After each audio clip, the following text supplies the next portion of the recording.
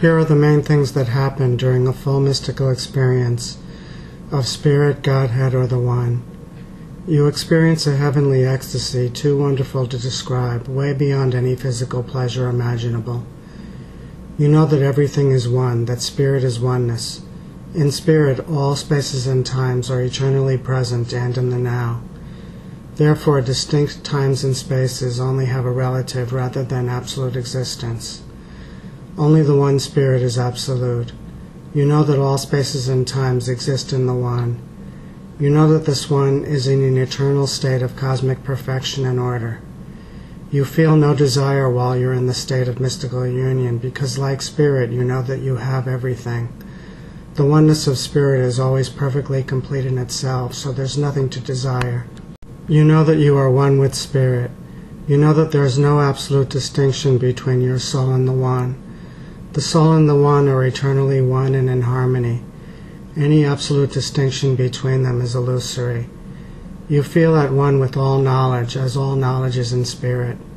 You know and feel the interconnectedness of all things. You know that you're loved by Spirit, that Spirit is love, that you exist in this love.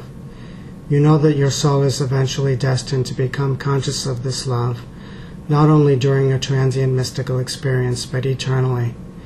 You know that your soul has inherent capacities to fully transcend bodily and worldly attachments. You know that your soul has inherent capacities to rest in the absolute peace, love, and ecstasy of Spirit. You know that the life of the soul, of Spirit, and the universe is eternal. You know that there was never any creation in an absolute sense. All that is, always was, and always will be. You know that everything exists simply because it must. You feel deep gratitude for the eternal and ubiquitous abundance of Spirit. You know that you think, act, feel, and move only through the energy of Spirit. You know that the truth, goodness, and beauty of Spirit is ineffable. It cannot be expressed by words. You know that you have a spiritual mission. That mission is to merge one's soul with the One, to know the One Spirit not only in transient mystical experience, but at all times, to always live in knowledge of the oneness and perfection of Spirit, and of the love and peace of Spirit. You know that your mission is also to find ways of bringing expression of Spirit into the world.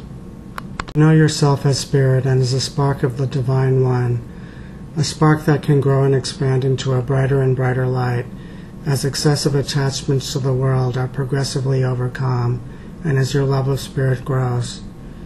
You know that in order to eventually reach full illumination in Spirit, these excessive attachments will have to be overcome. You realize that much of the ordinary struggles of everyday life, to accumulate more and more material objects way beyond what is really needed, for more and more sensual thrills, for status and for power, are all pretty silly and meaningless. You see the physical world and society in a different way. You know that your ways of thinking, acting, and feeling prior to having conscious knowledge of Spirit have largely been conditioned by society and the world. This includes conditioning by religious institutions as well as the secular institutions of society. To the extent that society and the world abide in spiritual darkness, your conditioning has not been good and needs to be overcome. The beliefs of the world need to be overcome and replaced by knowledge of Spirit. The magnetic attraction of your soul towards Spirit is strengthened, and your will to fully realize Spirit is fortified.